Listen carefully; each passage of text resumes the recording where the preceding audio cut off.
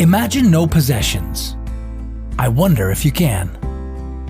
What would a world without money look like? Would society be better off? Would it eliminate greed or hunger? Would we be happier? How would you get the things you need?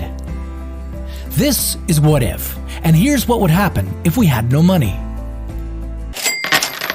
Dollars, cents, savings, debt.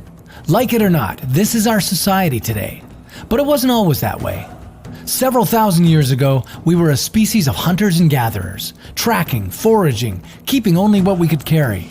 But along the way, we started experimenting with agriculture and learned how to grow our own food. We stopped moving and settled down, forming organized communities. Life got easier, but we still wanted more than we had. So we began to barter. Fast forward a few thousand years to the first minted coin in 600 BC. Cash became king. And today, money still does the talking. So what would you say if the world suddenly went broke? Understandably, it isn't easy to imagine a world without money, so we went ahead and did the hard work for you. One thing is certain, looting and crime would skyrocket. Humans have needs. We get hungry, we get cold, we get jealous. Law and economy normally keep these drives in check, determining what we can afford and what we can get away with.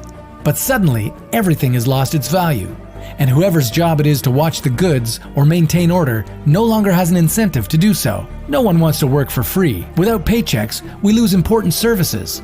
No police, no fire department, no doctors, no military. And what about technology? Power isn't free, neither is running water. Definitely not gasoline. And ditto for cell service and the internet. So our world would be thrown into a dark, anarchic chaos. In this survival of the fittest scenario, gun owners would fare the best, and it would be in their best interest to band together to claim a greater share of resources at lower risk. With humans forming into factions, we can already begin to see a repetition of early sedentary societies. The streets would no longer be safe. You'd have a high chance of being ambushed, and anything worth taking would likely already be under armed watch. So humans would establish stationary communities in fortified positions. They may send teams out to raid nearby communities or establish partnerships with neighbors.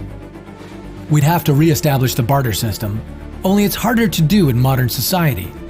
Early civilization had fewer commodities, making fair trade easier.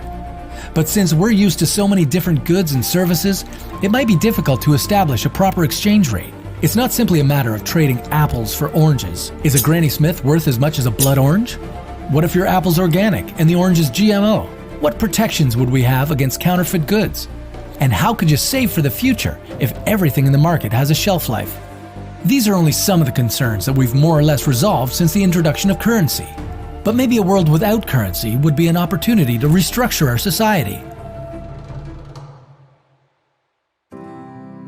Today, we produce enough food to feed everyone, yet people still go hungry.